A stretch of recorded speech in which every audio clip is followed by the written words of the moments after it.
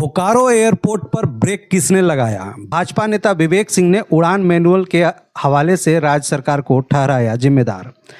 बोकारो का हवाई अड्डा अब राजनीतिक रंग ले चुका है। एयरपोर्ट चालू नहीं होने का आरोप भाजपा और झामुमो एक दूसरे पर लगा रहे हैं। पिछले दिनों झामुमो ने सांसद ढुल्लू महतो का पुतला दहन किया, वहीं उसके दूसरे दिन भाजपा ने राज्य के मुखिया हेमंत सोरेन का पुतला दहन किया।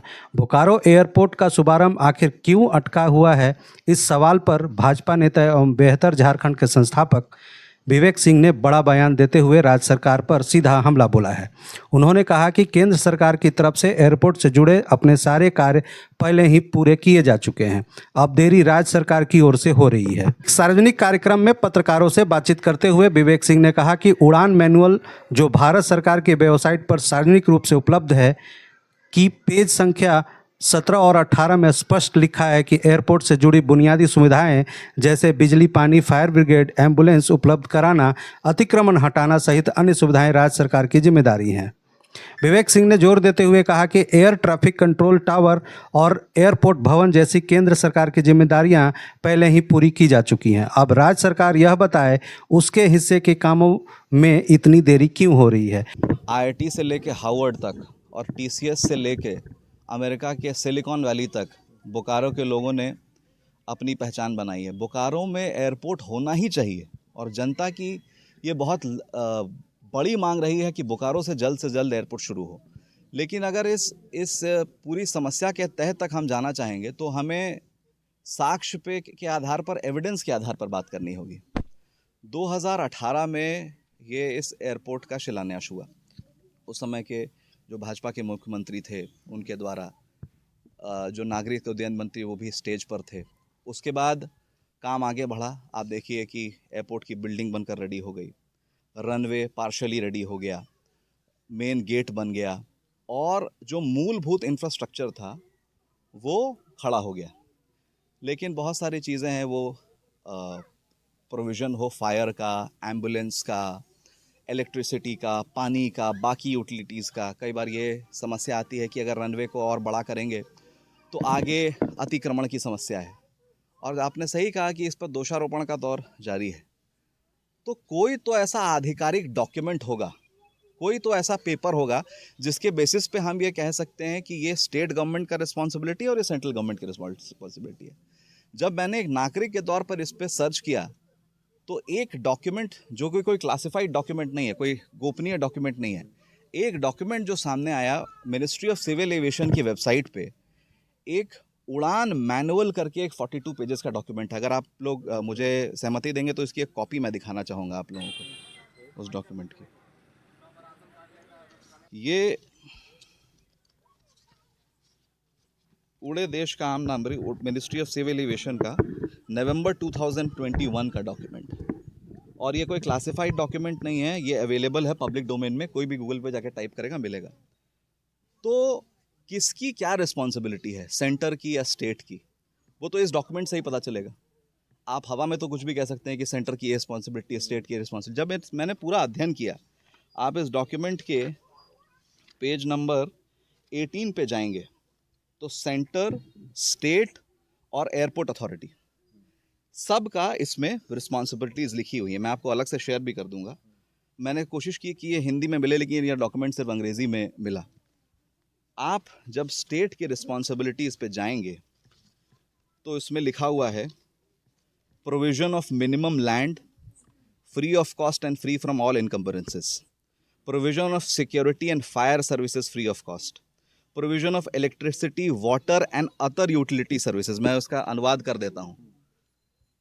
फायर ब्रिगेड की सर्विस, एम्बुलेंस की सर्विस, इलेक्ट्रिसिटी की सर्विस, ये इंश्योर करना कि जो एयरपोर्ट के लिए लैंड हो उस पर किसी तरह का कोई लीगल इशू नहीं हो।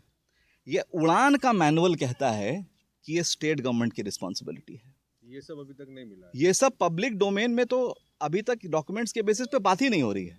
आप लोग, हम लोग सब यहाँ बोकारो के नागरिक हैं, इनमें से बहुत चीज़ें हैं जो अभी तक इस एयरपोर्ट के नहीं मिली है और ये डॉक्यूमेंट, पब्लिक डॉक्यूमेंट, ये कहता है कि ये स्टेट की रिस्पॉन्सिबिलिटी है। तो या तो स्टेट गवर्नमेंट की तरफ से जो जनप्रतिनिधि हैं जो बात कर रहे हैं वो इस डॉक्यूमेंट को झुटला दें, तब तो बात समझ में आती। लेकिन अगर ये पब्लिक डॉक्यूमेंट है जिसको झुटलाया नहीं जा सकता, तो स्टेट आगे आकर एक्सप्लेन करे, स्टेट गवर्नमेंट, कि बोकारो के एयरपोर्ट में विलंब क्यों हो रहा है। अगर वो कोई मेरे सामने ऐसा डॉक्यूमेंट रख देंगे कि नहीं ये सेंटर की रिस्पॉन्सिबिलिटी, मैं उसको मानने के तैयार हूँ। यहाँ कोई ईगो का बात नहीं है। फिर हम जाएंगे सेंटर के पास, सेल के पास, कि हमारा एयरपोर्ट क्यों नहीं बना। यहाँ मैं एक राजनेता के तौर पर बात नहीं कर रहा हूँ, बोकारो के नागरिक के तौर पर बात कर रहा हूँ। इमोशनल इशू है हम लोग के लिए कि एयरपोर्ट बनना चाहिए, क्यों नहीं बन रहा है। लेकिन जो साक्ष्य हमारे सामने आए हैं उससे ये क्लियर है कि जो सेंट्रल गवर्नमेंट की रिस्पॉन्सिबिलिटी थी वो ऑलमोस्ट कंप्लीट हो चुकी है, बट जो यूटिलिटी की बात थी वो इनकम्प्लीट है। और इस डॉक्यूमेंट के अकॉर्डिंग जो उड़ान का ऑफिशियल मैनुअल है, ये स्टेट की रिस्पॉन्सिबिलिटी। एक लाइन मैं और पढ़कर सुनाना चाहूँगा। स्टेट गवर्नमेंट्स कॉन्स्टिट्यूट अ की category of stakeholders of the scheme. इसका मतलब स्टेट इस पूरी स्कीम का एक बहुत महत्वपूर्ण भागीदार है। तो ये कहना कि स्टेट की कोई रिस्पॉन्सिबिलिटी नहीं, सेंटर देखे, मुझे लगता है कि बिना साक्ष्य के, बिना डॉक्यूमेंट्स के बात नहीं होनी चाहिए। एक प्रेस कॉन्फ्रेंस और देख रहा था मैं जिसमें मेंशन किया गया कि कुछ लाइट्स का विषय मेंशन किया गया, बट सोशल मीडिया में एक डॉक्यूमेंट घूम रहा है, उसका सत्यापन मैं नहीं करूंगा, बट वो भी मेरे पास है, जिसमें सेल ने ये भी लिख के दिया गया है कि जो लाइट की रिस्पॉन्सिबिलिटी है सतनपुर पहाड़ के ऊपर वो झारखंड गवर्नमेंट की है, और जो 2 चिमनीज़ के ऊपर रिस्पॉन्सिबिलिटी है वो Bokaro power supply company limited की है। लेकिन उसमें पोस्ट डेट ऑफ कंप्लीशन, और date of completion Jharkhand government ने 16 जून 2025 दे लिया है, उसके बाद ही वो लाइट लग सकता है। तो जब फैक्ट्स पे बात हो, तथ्यों पे बात हो, तो ये क्लियर समझ में आ रहा है कि एक बहुत इंपॉर्टेंट स्टेक होल्डर जो यहाँ पे स्टेट गवर्नमेंट है 2019 के बाद से, उसने अपना काम जो धरातल पर पहुँचाने का है वो नहीं किया। हमारे किसी भी नेता ने कहा है क्या कि हम इसको बोकारो से धनबाद ले जाएंगे। और सबसे बड़ी बात, देश के सर्वोच्च नेता, हम सब के प्रेरणा स्रोत, जब माननीय प्रधानमंत्री जी ने ये कह दिया जब देवघर एयरपोर्ट का इनॉग्रेशन करने आए थे कि बोकारो और दुमका में भी काम चल रहा है, तो उसके बाद संशय की स्थिति रह ही नहीं जाती है। बोकारो में एयरपोर्ट बनेगा, ये मेरे देश के प्रधानमंत्री ने कहा है, और इससे ज़्यादा भरोसा मुझे और किसी चीज़ से नहीं चाहिए। जिसका जिक्र आप कर रहे हैं उसका मैं टेक्निकल एस्पेक्ट बता देता हूँ। मैं सिविल एविएशन मिनिस्ट्री के तौर पर रिप्रेजेंटेटिव के रूप में अधिकृत तो नहीं हूँ इसका आंसर करने के लिए, लेकिन उसका टेक्निकल एस्पेक्ट ये है कि नॉर्मली सिविल एविएशन मिनिस्ट्री की आप वेबसाइट पे जाएंगे तो उसका एक डॉक्यूमेंट है जो कहता है कि किसी 2 डोमेस्टिक एयरपोर्ट के बीच कम से कम 150 किलोमीटर की दूरी होनी चाहिए।